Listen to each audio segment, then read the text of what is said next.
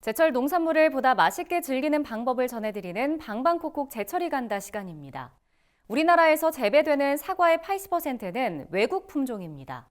여름 사과의 경우 일본 스가루 품종이 대부분을 차지하고 있는데요.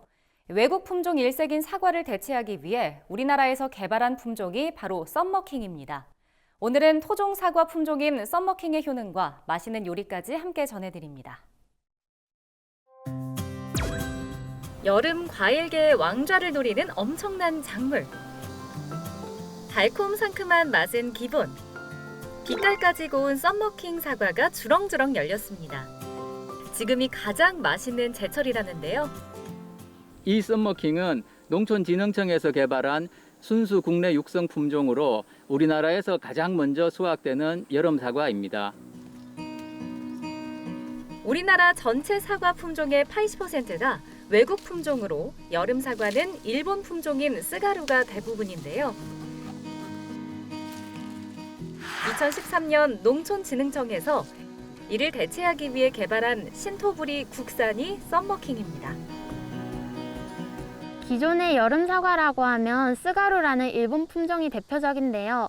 그건 숙기가 9월에 빨갛게 익는 사과여서 판매를 위해 출하를 일찍 하는 경향이 있습니다. 그런데 썸머킹은 7월에 색깔이 붉게 돌면서 맛이 연하고 단맛과 신맛이 조화로운 특징이 있습니다.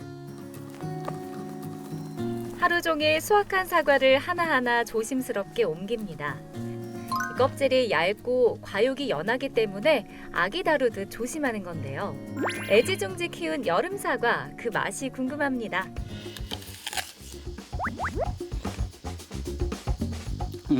역시 달고 맛있어. 아빠 껍질이 얇으니까 더 아삭한 것 같아. 아빠 이름처럼 맛도 완전 왕이다, 왕. 지금이 가장 맛있다는 여름 사과 썸머킹. 지금부터 딱 일주일이 제철입니다. 일반 사과와는 다르게 수확 시기가 짧은데요. 그래서 지금이 아니면 못 먹는 한정판 햇사과라고 합니다. 새콤한 맛이 강할 것 같지만 11에서 14브릭스로 당도도 높습니다. 풍부한 과즙에 과육이 연한 데다 아삭거리는 식감까지 일품이라고 하는데요. 껍질이 얇기 때문에 그대로 먹어도 식감이 좋답니다. 네, 이거 풋사과 지금 막 나왔잖아요. 풋사과가 그래서 엄청 맛있지 싶어요. 풋사과는 살결이 아삭아삭하게 참 맛있거든요. 새콤하고 달콤하고 너무 맛이 좋아요.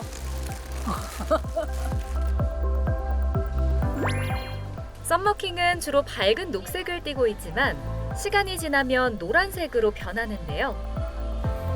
색상이 고르게 분포되어 있는 사과가 좋습니다. 지나치게 노란색으로 변한 사과는 너무 익어서 식감이 떨어질 수 있다는 점 기억해 주시고요. 껍질이 매끄럽고 광택이 나는 것, 상처나 흠집이 없는 것을 고르는 것이 좋습니다. 그리고 동일한 크기의 사과 중에서 더 무거운 것을 선택하는 것이 좋은데요. 무거운 사과는 수분 함량이 높고 과즙이 더 풍부하다고 합니다. 최고의 맛을 자랑하는 여름 사과 썸머킹. 몸에 좋은 건 두말하면 입 아플 정도랍니다.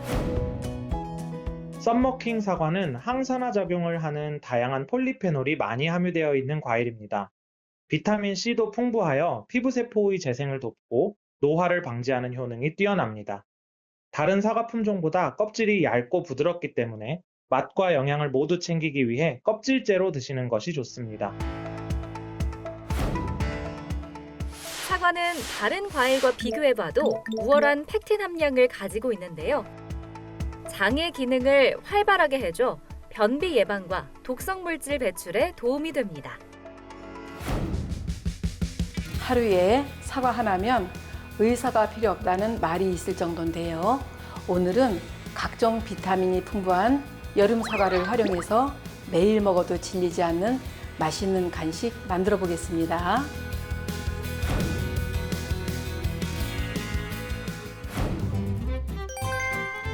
먼저 썸머킹 사과부터 손질을 하는데요.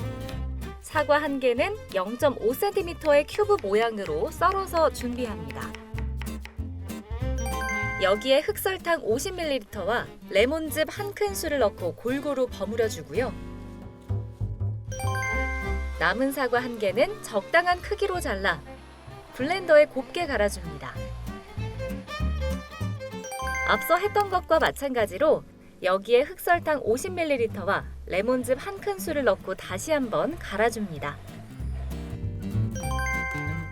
블렌더에 갈아 흑설탕에 버무린 사과는 약불에서 20분이나 30분간 끓여 잼을 만드는데요.